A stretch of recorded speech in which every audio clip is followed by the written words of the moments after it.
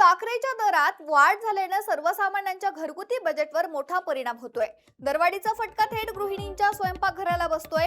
विशेष म्हणजे साखरेला चांगला भाव मिळत असताना याचा फायदा खरंच शेतकऱ्यांना होतोय का, की वाढलेल्या दराचा फायदा साखर कारखानदारांनाच मिळतोय, असा सवाल आता उपस्थित केला जातोय।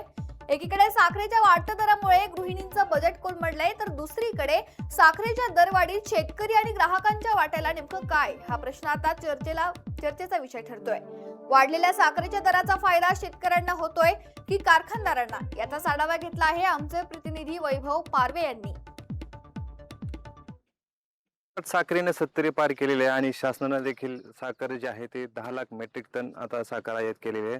या ऐन सणासुदीच्या तोंडावर साखरेचे भाव वाढल्यानं गृहिणीचं बजेट जे आहे ते कोलमडलेलं आहे। आपल्यासोबत बोलण्यासाठी काय शेतकरी आहेत नेमकं आपण त्यांच्याकडून जाणून घेऊया। दादा, काय सांगाल, साखरेचे भाव वाढले तर एकीकडे सरकारने साखर जी आहे ते आयात केलेली आहे। गेल्या 4-5 वर्षात याच वर्षी साखरेचे भाव वाढलेत। आज साखर 72 रुपयाच्या वर आहे। साखर एकीकडे 72 रुपयाच्या वर गेल्याबरोबर केंद्र सरकारनं साखर आयात करायचा निर्णय घेतला आणि 10 लाख मेट्रिक टन साखर आयात करायची घेतली। आता ही साखर कधी येणार? ऐन साखर कारखाने चालू व्हायच्या वेळेस येणार।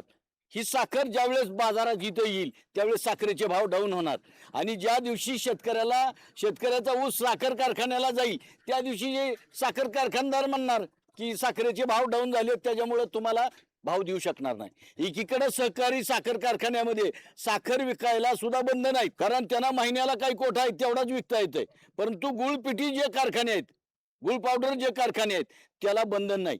याचा शेतकऱ्यांना काही फायदा होत नाही। साखरेचे भाव वाढले हे फक्त व्यापाऱ्यांना फायदा होतो याचा, कारण आता कारखाने चालू व्हायच्या वेळेस साखरेचे भाव उतरले जातात आणि व्यापाऱ्याकडे जोपर्यंत कारखानदाराकडे साखर असते तोपर्यंत भाव वाढतात आणि आता कारखाने चालू झाले की साखरेचे भाव, गुळ पावडरचे भाव कमी होतात।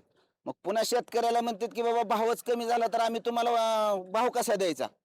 तर शासनानं या गुळ पावडर फॅक्टरीना आणि साखर कारखान्यांना जे शासनानं ठरवून दिलेली FRP आहे त्याप्रमाणे भाव द्यायला भाग पाडावं लागतं। यांच्यावर केसेस करायला पाहिजेत, यांचे कारखाने चालू नाही द्यायला पाहिजेत। आज सर्वसामान्य शेतकरी जर कारखाना बंद पाडायला गेला तर या कारखानदाराचे चेले चपाटे आहेत, ते शेतकऱ्याला त्रास देतात, ऊस नेत नाहीत, न्यायचा नाही म्हणून असे बिळू येतात।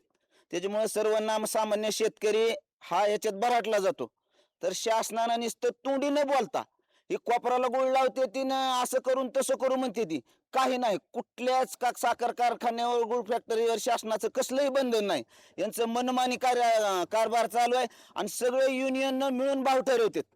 निश्चितच हा निर्णय जो आहे तो शेतकऱ्यांच्या फायद्याचा नसून कारखानदारांचा व व्यापाऱ्यांच्या हिताचा आहे। त्यामुळे शासनानं ठोस पावले उचलून शेतकऱ्यांच्या हिताचा निर्णय घेणं गरजेचं असल्याचं या शेतकऱ्यांनी भावना व्यक्त केलेल्या आहेत। मी वैभव पारवे, मराठी, खामसवाडी, धाराशिव।